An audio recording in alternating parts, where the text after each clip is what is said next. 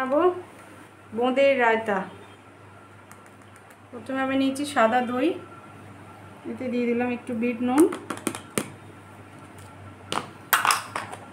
আর দেবো চিনি স্বাদ মতো। সাদা দই তো একটু চিনি না দিলে ভালো লাগবে না।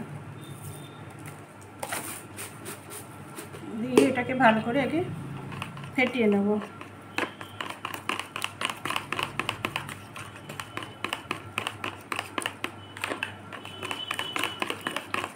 চিনিটা ভালোভাবে মিশে গুলে যায় আর কি।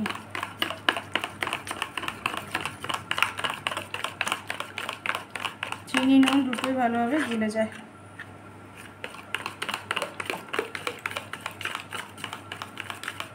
দইয়ের জলটাই ছিল, তো আমি আলাদা করে আর জল দিইনি, এতে জল লাগলে পরে দেব। জলটা দিইনি আমি, দইতে অনেকটাই জল থাকবে তো। ঘরে পাতা আমার দই, এটা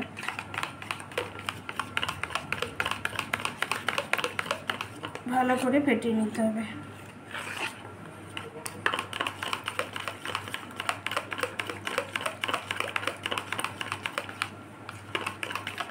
ফেটানো হয়ে গেছে, এবার এতে দেব বোঁদে।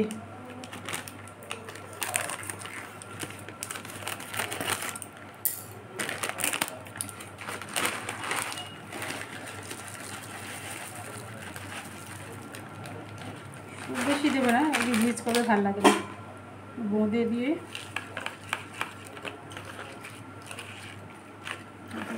বোঁদে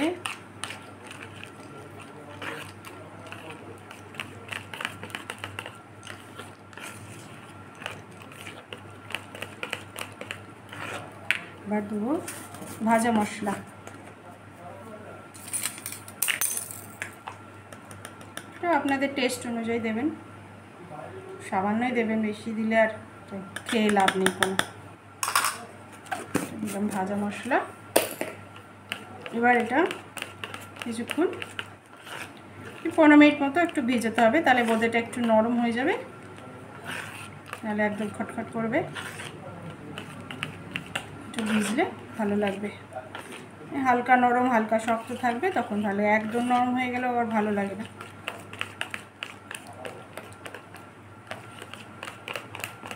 এটা আমার এখন 15 মিনিট ভিজবে। এবার এখানে আছে ঝুরি ভাজা, এটা উপর দিয়ে দিয়ে দিলে ভালোই লাগবে, এটা অপশনাল, স্বাদ অনুযায়ী আপনাদের ভালো লাগলে মুখে দেবেন।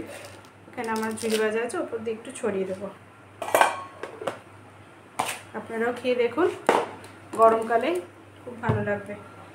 একটু এখন ভিজবে, 15 মিনিট পরে রেডি হয়ে যাবে।